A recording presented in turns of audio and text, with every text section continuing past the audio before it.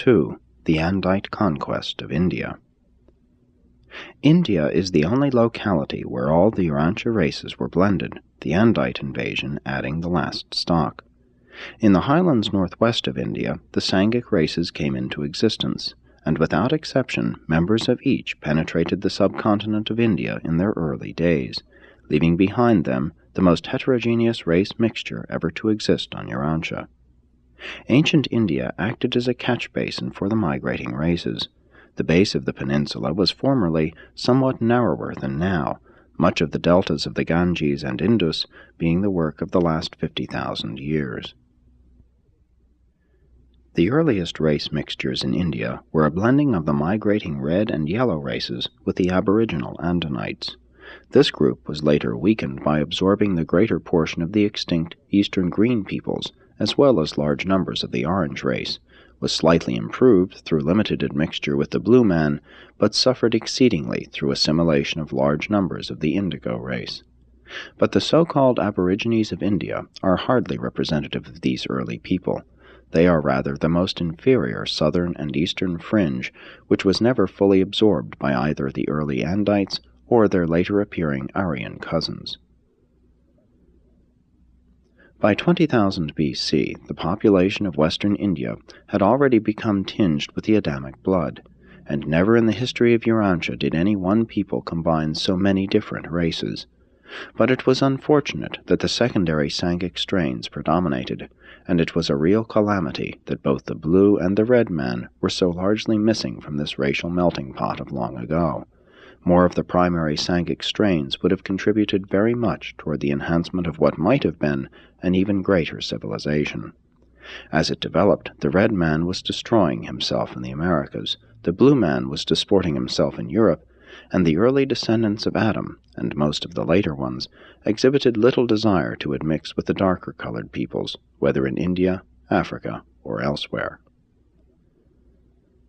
About 15,000 BC, increasing population pressure throughout Turkestan and Iran occasioned the first really extensive Andite movement toward India. For over 15 centuries, these superior peoples poured in through the highlands of Baluchistan, spreading out over the valleys of the Indus and Ganges, and slowly moving southward into the Deccan. This Andite pressure from the northwest drove many of the southern and eastern inferiors into Burma and southern China, but not sufficiently to save the invaders from racial obliteration. The failure of India to achieve the hegemony of Eurasia was largely a matter of topography. Population pressure from the north only crowded the majority of the people southward into the decreasing territory of the Deccan, surrounded on all sides by the sea. Had there been adjacent lands for emigration, then would the inferiors have been crowded out in all directions, and the superior stocks would have achieved a higher civilization. As it was, these earlier Andite conquerors made a desperate attempt to preserve their identity and stem the tide of racial engulfment by the establishment of rigid restrictions regarding intermarriage. Nonetheless, the Andites had become submerged by 10,000 BC, but the whole mass of the people had been markedly improved by this absorption. Race mixture is always advantageous in that it favors versatility of culture and makes for a progressive civilization. But if the inferior elements of racial stocks predominate, such achievements will be short-lived.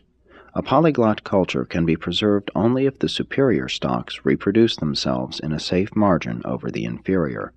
Unrestrained multiplication of inferiors with decreasing reproduction of superiors is unfailingly suicidal of cultural civilization.